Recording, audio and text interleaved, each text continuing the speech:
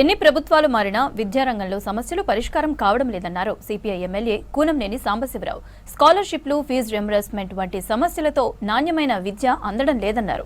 నిజామాబాద్ లో ఏఐఎస్ఎఫ్ 4వ మహాసభలకు హాజరయ్యారు కూనంనేని. హాస్టళ్లలో గతం కన్నా మెరుగైన భోజనం, ఇతర సదుపాయాలు ఉన్నాయని, కానీ ఇంకా మెరుగుపడాల్సిన అవసరం ఉందని చెప్పారు ఎమ్మెల్యే. ఈ దేశంలోని విద్యార్థుల భవితవ్యాన్ని, అలాగే ఈ దేశంలో రంగం ఎలా ఉండాలి, దాని రూపురేఖలు ఎలా ఉండాలని నిర్దేశించడం వెనుక ఏఐఎస్ఎఫ్ చేసినటువంటి వీరోచిత పోరాటాలు ఉన్నాయి. 1936 ఆగస్టు 12న ప్రారంభమైనటువంటి ఏఐఎస్ఎఫ్ ఇప్పుడు 90 ఏళ్ళు ఈ దేశంలో పూర్తి చేసుకుంది.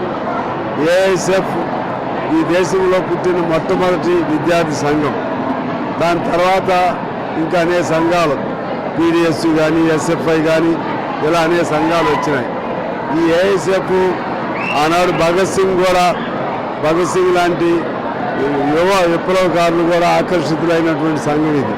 అంత గొప్ప విరోచిత చరిత్ర కలిగినటువంటి ఈ సంఘం దీని తెలంగాణ ఏర్పాటైన తర్వాత జరుపుకుంటున్న 4వ మహాసభ.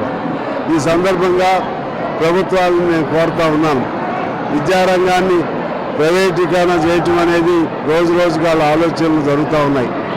అది బంద్ చేయాలి.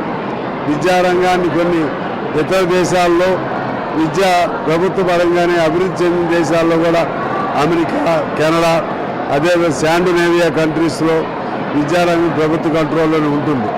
ఆ విధంగా ప్రభుత్వమే దీన్ని తీసుకోవాలి.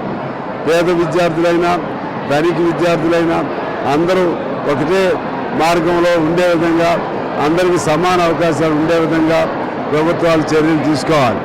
అదేవిధంగా విద్యార్థులకు సంబంధించినటువంటి స్కూల్ భవనాలు కానీ, ఇన్ఫ్రాస్ట్రక్చర్ కానీ, అలాగే ప్లే గ్రౌండ్స్ కానీ, అదేవిధంగా విద్యార్థుల రేషియోకి అనుగుణంగా ఉపాధ్యాయుల నియామకం కానీ, ప్రయోగశాలలు కానీ, ఇటువంటి వాటిపైన శ్రద్ధ పెట్టాలి. ఇవాళ ఈ మహాసభ తీర్మానం చేస్తుంది.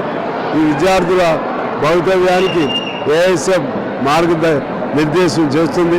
అలాగే రాష్ట్ర ప్రభుత్వం పైన, కేంద్ర ప్రభుత్వం పైన వాళ్ళు అనుసరించే నూతన విద్యా విధానం, ఇటువంటి వాటిపైన విరోచితమైన పోరాటాలు కూడా ఏఐఎస్ఎఫ్